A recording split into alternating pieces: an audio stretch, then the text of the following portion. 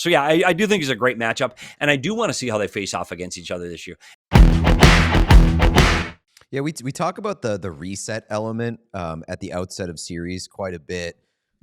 What do you see being like the biggest reset point for both Florida and Edmonton? Well, I think we talk about the style of play that they're playing against. For the Florida Panthers, the Carolina Hurricanes are the most smothering team in the National Hockey League. They are more aggressive on the puck than any team, not just left in the playoffs, but in the entire league.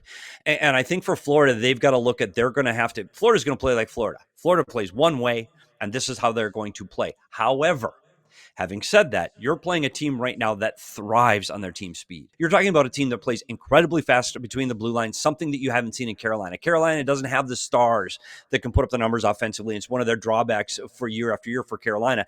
Edmonton has that.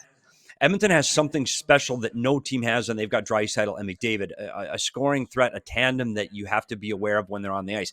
If you play aggressive against McDavid and Draisaitl, that means you're trying to close that gap, have tight gaps against them in the neutral zone, be stick on puck against those players. They can make you look silly. And so I think it is going to be a huge adjustment for Florida. I do think playing Florida style, they got away with it last year because it was shutting down just McDavid and Draisaitl. This year, there's more. Nugent Hopkins is playing better. If Connor Brown can come back, he's playing better. Unfortunately, they're without Hyman, but this team is deeper. And Edmonton is defending better. And Edmonton is not the team they were a year ago. So Florida is going to have to adjust. I believe they're going to have to adjust on how their gaps are in the neutral zone to accommodate for the speed that they see against the Edmonton Oilers. Who do you think has been like, and I'm kind of putting you on the spot, but like, has there been a player that has jumped off the page to you and said, where's this guy come from? I'm excluding Stu because you always have kind of beaten the drum of they need him to be this version of him. So I know that you saw that as being possible, but who else is on that list for you? Well, it's hard because one of the more successful players for the Edmonton Oilers has been Corey Perry. And it's not just his player on the net and his ability to add offense, but what he's doing to be their Matthew Tkachuk. He's the one that stirs the pot and makes things a little bit more difficult for the opponent. And I don't know if that's a surprise. I mean, he's won a Stanley Cup. Like he's been that player before, but he's been the high skilled player, the guy that puts up the points, and he's playing a little different role. And I think for the Edmonton Oilers, that's something that they've missed. That it's been, oh, we're very pretty and we're very skilled and we can go fast and dance around you, but they missed that grit. And I think the Hyman injury is going to be more important than maybe people do realize it. This is big. Like Hyman to me last year was the point getter. He's a 50-goal guy, and wow, look at him score. He gets to the net and he scores on the power play. This year he leads the team in hits. He leads all playoff players in hits. Like he has been a difference maker along the walls. And again, it's an element that Edmonton didn't have. And so I think his loss, he would be that guy. And another guy is Ryan Nugent-Hopkins for Edmonton. The little plays that a player makes. He's leading that team in the last round. You thought it was McDavid. I did. And it's Nugent-Hopkins because he makes all of those little plays that you just might not notice that makes the team better. So for the Edmonton Oilers right now, they've got so many guys. Bouchard's defending better than I've ever seen him defend. We sat on this show and talked about, oh, gosh, can he defend? Can Nurse defend? Well, yeah, they can. Can I submit two guys into evidence that I would answer to DJ's question? One being John Klingberg, who I thought was like fucking out of this league. And when Edmonton signed him, I was like, what are they doing? They do not need this guy or his style of play. That has been proven completely wrong. I've been very impressed by what John Klingberg has brought to the table. The other guy that I would submit, who like I respected before this, but I didn't really know that he had it like this, is Nico Mikkola, who has been awesome for Florida. Can you talk about those guys and what you've seen from them? Yeah, it's funny because Nico Mikkola and DJ and I were laughing about this as now Mikko Nikkola, the offensive powerhouse from Finland. Dude, what a difference. And he's a guy that, again, when you're a team like the Florida Panthers and you've got defensemen like Forsling and Ekblad and Jones and Kulikov that you know can play both ends of the ice and are going to be out eating those minutes, the Kulikov you just need to survive him being on the ice. But that's not been the case in this playoffs.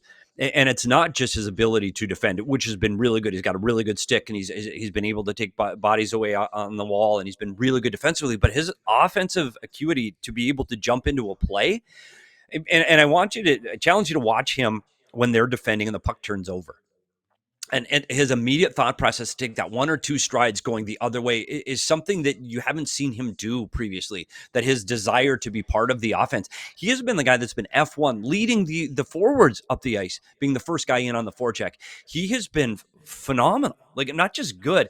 He has been a guy that you wanted to survive, hope he comes out even or better. No, he's providing offense. He's defending really well. And it's part of the reason both these teams are where they're at, is because of the depth that they're getting from these players. And again, Klingberg, one thing you've always said about the Edmonton Oilers is, gosh, we worry about their defending. We worry about their goaltending. They'll outscore you 7-6, 7-5. They can defend. And one of the players that last year, Kulak was one that last year in the playoffs, I said, geez, I don't know if he's fleet of foot enough to get around with these Florida Panthers. He's been very good. But the pairing of Wallman and Klingberg, again, defending first, but Klingberg's been able to deliver pucks through to the net. He's been able to walk the blue line and get pucks through crowds.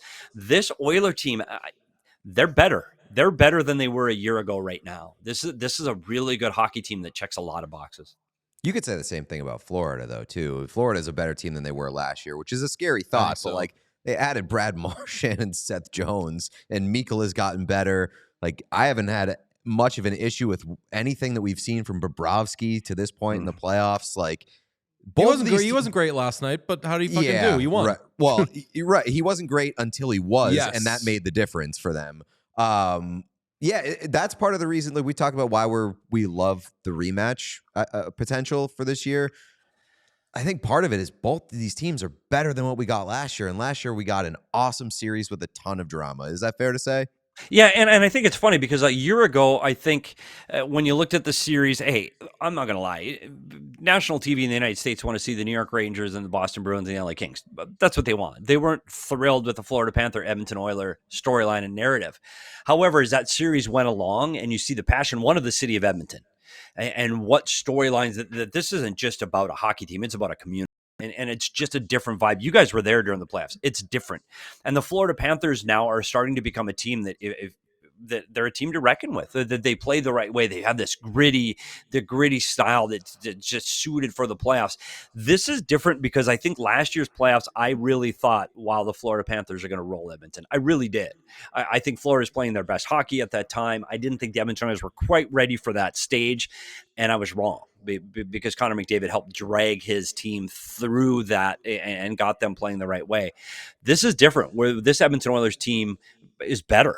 They're deeper, they're stronger, they're more physical, they can win wall battles, they can beat you different ways. And Skinner, if the right Skinner shows up, and he has consistently now for several games now, you would think this is a Oiler team that is prepared to play a 6 or 7 game series against a team that can really punish you. I do think this is a great matchup. And I wouldn't have said on day one that this is the matchup we want to see. And I want to take you back to Game 4, LA Kings, Edmonton Oilers. And I know you guys know this. LA's up. They win this game. They're up 3-1, and Quentin Byfield screws it up. Makes a really bad play at the blue line. Bouchard makes an unbelievable play at the blue line, keeping the puck in, allows them to score and win the game in overtime. That series was going 3-1. And then I'm not sure if Edmonton gets through. And Dallas doesn't get through without Rantanen getting a hat trick against his team, but Florida's been different. Florida from the beginning of the series, like, oh, Tampa I thought was going to be in the finals. No. When Florida starts ramping up, flip the switch, you go, uh-oh, put them in the finals. They're unbelievable. So, yeah, I do think it's a great matchup, and I do want to see how they face off against each other this year. And I want to see the strategy of how both teams change to accommodate playing an opponent like they'll have. We all silly like the mayor.